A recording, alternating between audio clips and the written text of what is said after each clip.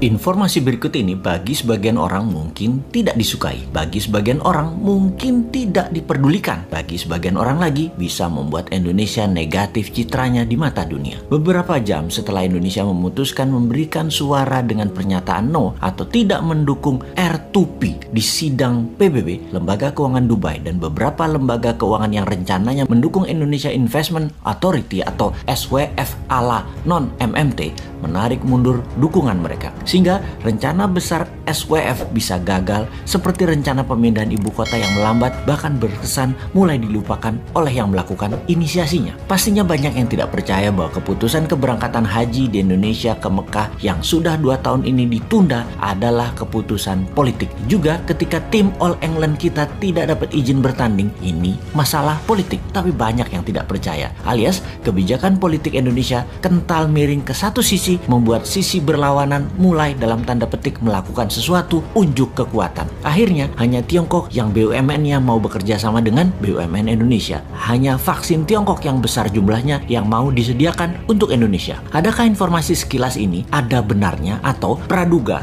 tak ada alasan seperti info yang disampaikan para buzzer bayaran ahli pecah belah bangsa ini? Apa itu R2P yang dijawab oleh Indonesia no dengan alasan yang mengada-ngada, lebih tepatnya maksa alias vote no-nya biar berkesan tidak membela kakak tertua Indonesia saat ini yang bernama Tiongkok. R2P adalah Resolusi Responsibility to Protect, yaitu Indonesia menolak untuk bertanggung jawab melindungi dan mencegah genosida, kejahatan perang, pembantaian etnis, dan kejahatan terhadap kemanusiaan. Kalau disederhanakan, Indonesia itu mendukung genocide, mendukung kejahatan perang, mendukung kejahatan etnis, dan mendukung kejahatan terhadap kemanusiaan. Namun, pinternya dibungkus dengan pernyataan resolusi itu salah prosedur, yang ketika ditanya prosedur mana atau apa prosedur yang benar versi pemerintah Indonesia, nggak bisa jawab juga. Sudahlah, Anda pejabat itu membela kejahatan perang karena harus satu kata sama dengan Tiongkok. Sudahlah, ngaku aja. Singkat cerita, R2P resolusinya dimenangkan yang vote yes atau yang mendukung, atau mereka anti kejahatan perang, anti kejahatan kemanusiaan, di mana Indonesia dengan memvote no, artinya Indonesia anti HAM. Indonesia bergabung dengan 15 negara yang vote no, seperti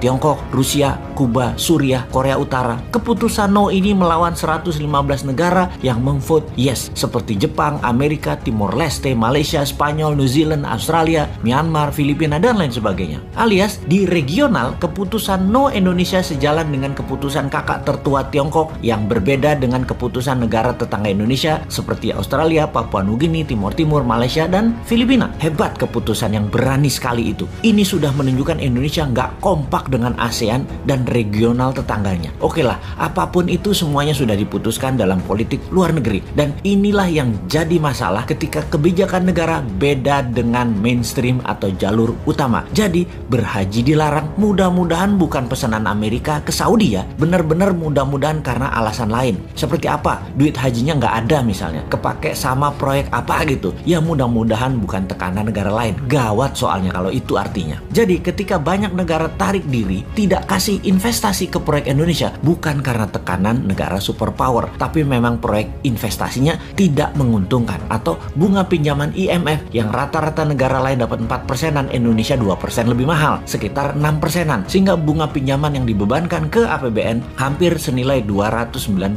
triliun ini karena tingginya bunga pinjaman. Sekali lagi, bunga lebih tinggi bukan pesanan negara superpower, mudah-mudahan ya, karena Indonesia nggak menarik. Efek Indonesia menolak atau vote no Indonesia dalam UN Watch dimasukkan sebagai daftar negara memalukan atau list of shame country. Juga Amnesty International menyayangkan keputusan Indonesia ini, bahkan banyak yang menyarankan mending abstain sekalian ketimbang menolak no. Ya sudahlah, semoga semua selamat dan semoga tetap banyak yang tidak peduli dengan hal-hal seperti begini. Teruslah menjual diri untuk 2024 walau tanpa konsep bernegara. Silahkan membangun model populer dan terlihat suci. Toh rakyat sama seperti bosman ini, bodoh semua. Jadi wahai rakyat, tetaplah rebahan, tetaplah tidak peduli, tetaplah tidak bermanfaat, dan tetaplah menjadi beban APBN.